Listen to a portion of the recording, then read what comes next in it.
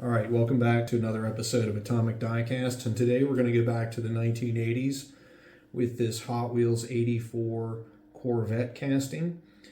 And this was a new casting for 2022, but the actual 80s Corvette has been around for some time. This is a retooled version. The original ones came out in 1983, and I'll talk a little bit about how they were again retooled in 1990, then paused in 2016, and then re-released as this version in 2022. So in 2022, they brought it back as a mainline, and it was part of the Stars and Stripes series. And this Metal Flake Champagne model was also a mainline. This one was from 2023. And then next year, or 2026, which is just a few days away, they're supposed to have it as a pop culture MTV version in white. I've not seen a picture of that yet. I'm kind of curious to see what it looks like. Now, a little bit about the car. If you're familiar with Corvettes, they have different generations. The 84 Corvette was a C4, and they delayed the release of the C4 by a year. So they did not actually have a 1983 model. And when they came out in 1984, they were widely, praised for their sleek design.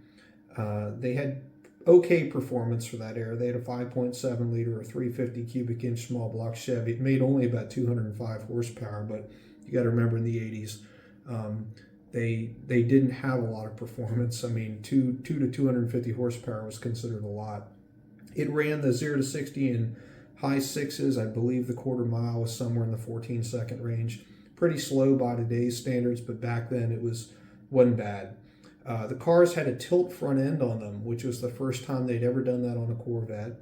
They had a digital dash. They had large alloy wheels with somewhat of a swirl pattern to them.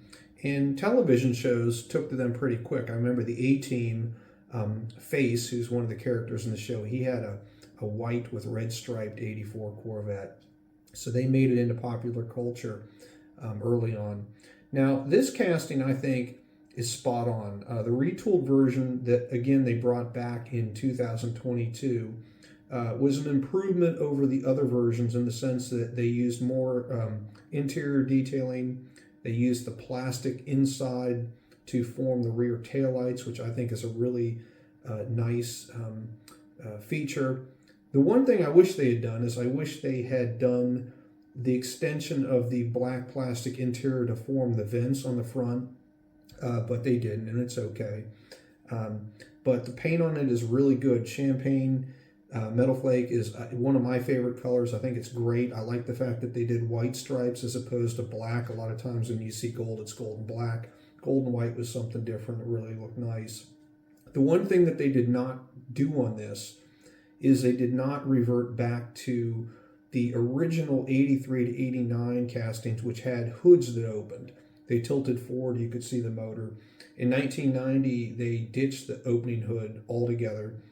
Part of me, when I heard back in 2022 that they were going to bring back a Vet, an 80s Vet, specifically an 84 Vet, I was really hoping that they would do that, but they didn't. And, it's okay. I mean, I know that adds to cost. And in some ways, the hood that opens, it creates a line, an unseemly line, at least in my opinion. It looks somewhat cleaner when they don't have the opening parts, but because you don't see seams, but it also is nice to have the ability to see the engine. So, give or take, either way, I really like this one.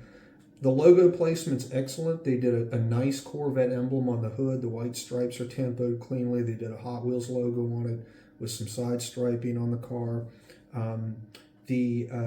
There is an Easter egg in this one. If you look closely in the rear window, you'll see a piece of luggage that is sitting on top of the tonneau cover on the inside. These cars, the back window is actually opened up like a hatchback, so people often put luggage in there.